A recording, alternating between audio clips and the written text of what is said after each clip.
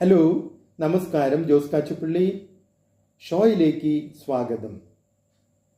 മനുഷ്യരുടെ ഒരു പൊതു സ്വഭാവമാണ് എപ്പോഴും മറ്റുള്ളവരുമായി സ്വയം താരതമ്യം ചെയ്യുക എന്നുള്ളത്. ഈ താരതമ്യ പഠനങ്ങൾ പലപ്പോഴും നിരാശയിലാണ് അവസാനം എത്തിച്ചേരുക. കാരണം എങ്ങനെ നോക്കിയാലും മറ്റുള്ളവർ എപ്പോഴും അവനവനേക്കാൾ ഒരു ഉയർന്ന തലത്തിൽ നിൽക്കുന്നതായിട്ടാണ് അവനവന് അനുഭവപ്പെടുക. അതുകൊണ്ട് തന്നെ മറ്റുള്ളവർ ആയിരിക്കുന്ന ആ ഉയർന്ന തലത്തിൽ നിന്ന് കുറച്ചുകൂടി ഉയർന്ന തലത്തിൽ സ്വയം എത്തിച്ചേരാനുള്ള കഠിന പരിശ്രമങ്ങളായിരിക്കും പിന്നീട് ഉണ്ടാകുക.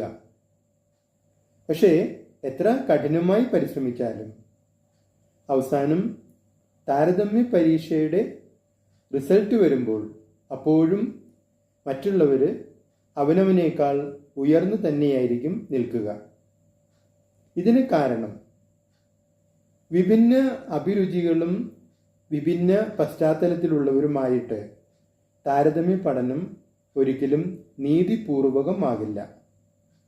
നീതിപൂർവകമായ ഒരു താരതമ്യ പഠനം എന്ന് പറയുന്നത് ഒരേ അഭിരുചിയുള്ള ഒരേ പശ്ചാത്തലത്തിലുള്ള ആളുകളുമായിട്ട് നടത്തുന്ന താരതമ്യ പഠനങ്ങളാണ്. അതിന് ഏറ്റവും അനുയോജ്യമായിട്ടുള്ളത് ഒരാൾ സ്വയം താരതമ്യ പഠനം നടത്തുന്നതാണ്. അതായത് ഒരാൾ ഇന്നലെ ആയിരുന്ന ആ അവസ്ഥയും ഇന്നായിരിക്കുന്ന അവസ്ഥയും തമ്മിൽ താരതമ്യം ചെയ്യുക.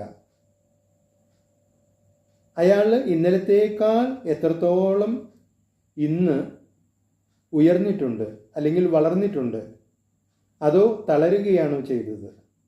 ഇതാണ് നോക്കേണ്ടത്. അപ്പോൾ ഈ താരതമ്യ പരീക്ഷ ദിവസേന എഴുതിക്കൊണ്ടിരിക്കുകയാണെങ്കിൽ തീർച്ചയായിട്ടും ആ മനുഷ്യൻ ഒരു വലിയ ഉയരത്തിലെത്തും.